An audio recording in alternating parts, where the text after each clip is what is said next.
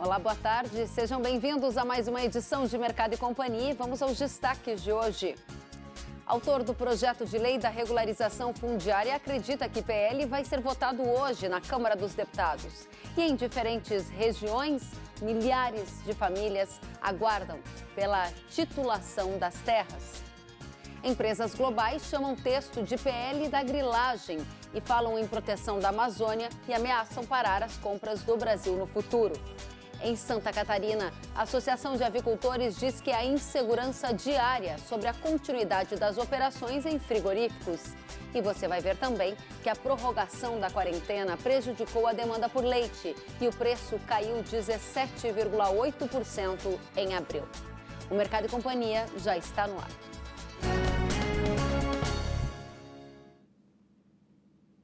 A Câmara dos Deputados deve votar hoje o projeto de lei 2633, que trata da regularização fundiária de terras públicas da União. O PL substitui a medida provisória 910, que perdeu a validade ontem por falta de acordo entre os parlamentares. Deputados federais chegaram a um acordo com o presidente da Câmara, Rodrigo Maia, para analisar a regularização fundiária como um projeto de lei, já que a medida provisória 910 perdeu a validade ontem. O PL, de autoria do deputado Zé Silva, do Solidariedade de Minas Gerais, propõe mudanças em relação ao texto da MP em relação ao marco temporal, ou seja, famílias que ocuparam a terra até 22 de julho de 2008 têm direito à regularização e não mais como previsto antes da MP, que era 11 de dezembro de 2018. Debatendo com todas as teses divergentes, vai tomar uma decisão técnica, não é uma decisão política, de manter o marco regulatório, o marco temporal de ocupação. Ou seja, aquelas pessoas que ocuparam as terras até 22 de julho de 2008, que é o que está previsto, o Código Florestal remete a esse tempo de ocupação. A outra alteração foi do tamanho da área sem vistoria presencial de técnicos do INCRA. A medida provisória alterava de 4 módulos para 15 módulos fiscais. Já o projeto de lei prevê direito a esse tipo de regularização para áreas com até 6 módulos fiscais. Na avaliação do presidente do INCRA, o ideal no projeto de lei seria aumentar para 15 módulos a área sem vistoria presencial de técnicos do INCRA, como previa a medida provisória. A posição do governo originalmente era a proposta dos 15, sempre foi a proposta dos 15 módulos e era a nossa proposta.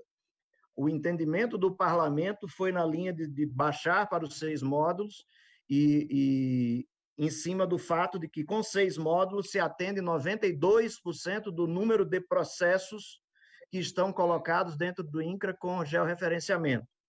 O nosso entendimento dos 15 módulos era em cima de outro dado, não da mesma tabela de dados, mas é porque com esses 92% nós atingimos 47% da área, e com 15 módulos nós subiríamos para 84% da área. Mas, segundo o relator do projeto, o deputado Marcelo Ramos, para que o texto entrasse em votação, foi acordado a alteração dos módulos. O acordo era manter os 6 módulos fiscais. Mas eu quero registrar, e eu conversei um pouco com o Geraldo sobre isso, nós reconhecemos as dificuldades estruturais do INCRA, mas eu quero registrar que a hora que nós aprovarmos essa lei, até 6 módulos fiscais, nós vamos tirar da fila de vistoria presencial do INCRA 109 mil propriedades.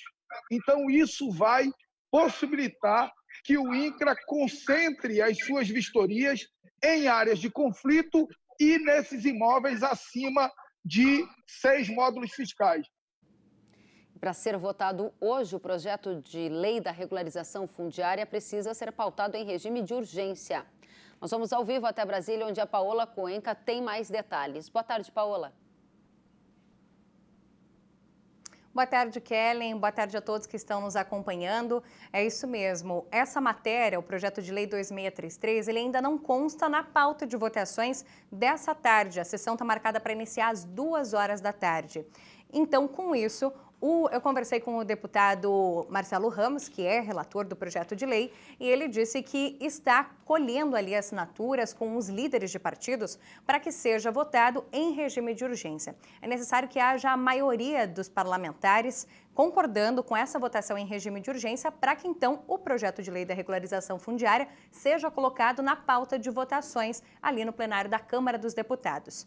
De acordo com o deputado Marcelo Ramos, 2 partidos, 2 líderes já se comprometeram a assinar esse regime de urgência, mas eles ainda precisam de mais apoios de partidos, já que os partidos de oposição não devem concordar com a votação a ser realizada nesta quarta-feira do projeto de lei da regularização fundiária. Inclusive, a gente conversou com partidos de oposição, eu conversei com a deputada Perpétua Almeida, que é do PCdoB, do Acre, e ela inclusive gravou um vídeo para a gente expondo por que ainda existe essa contrariedade a respeito da votação do PL da regularização fundiária. Vocês podem acompanhar. Regularização fundiária. Este é um assunto que me interessa, porque interessa aqueles de onde eu vim, que são os pequenos produtores rurais. Mas se o governo quiser mesmo resolver, ele já pode resolver a regularização até 4 módulos fiscais, como diz a lei, que são exatamente os nossos pequenos. Discutir um outro percentual, aumentar tudo isso agora, em plena pandemia, eu acho uma temeridade, porque você não consegue abrir o debate no país, fazer audiência pública e onde estão os produtores rurais e negociar com ele. A minha opinião é de que esse assunto fique para depois da pandemia. O deputado federal Marcelo Ramos, que é relator desse projeto de lei, ele protocolou o relatório dele, o entendimento, com sugestões, recomendações sobre o PL 2633, ainda nesta manhã de quarta-feira. Inclusive, conversei com um assessor da Frente Parlamentar Ambientalista, eles estavam em reunião prévia técnica para fazer análise desse relatório e então entender quais são as emendas, os destaques que eles podem fazer ao texto caso a votação realmente aconteça. Mas, antes disso, se existir mesmo essa aprovação para a votação em regime de urgência, os partidos de oposição, a Frente Parlamentar Ambientalista, já se posicionaram que devem tentar fazer com que esse projeto ele seja retirado. Ou seja, isso significa que a tarde de votações pode ser uma tarde muito extensa, com diversas obstruções, como a gente costuma falar aqui, um requerimento pedindo retirada de votação, todos os deputados precisam fazer essa votação, para-se tudo, para analisar, então deve ser ainda um projeto de tramitação um pouco mais complicado.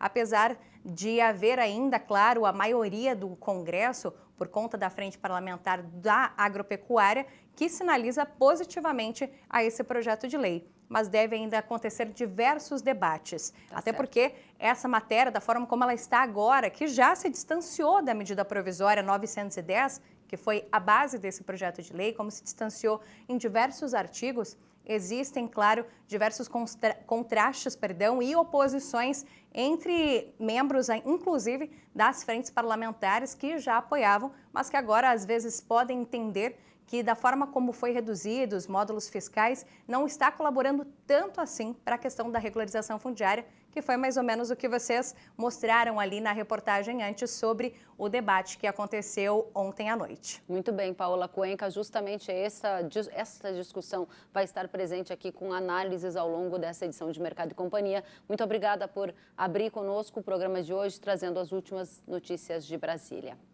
E enquanto o debate sobre a regularização fundiária acontece lá em Brasília, nas zonas rurais de todo o país, milhares de pequenos e médios produtores aguardam uma definição sobre quando eles poderão ter a escritura das terras que ocupam. Nós selecionamos alguns depoimentos enviados pelos próprios produtores. Meu nome é Ademar Rodrigues, presidente do lote 80, PA Entre Rios 3, município de Floresta do Araguaia. Meu nome é Fábio Gomes Carvalho, sou produtor rural aqui em Santo Antônio do Matupi, Manicoré, Amazonas. Meu nome é Fabiano Golo, sou residente aqui da comunidade Santo Antônio do Matupi, no município de Manicoré, Amazonas. Meu nome é Diana, sou a presidente da associação na comunidade Nova Era Faiscão, no município de Ulionópolis, Pará. Meu nome é Márcia Cristina Pires, eu sou presidente da Associação dos Lavradores e Trabalhadores Rurais, que fica aqui no município de Conceição do Araguaia, no Pará.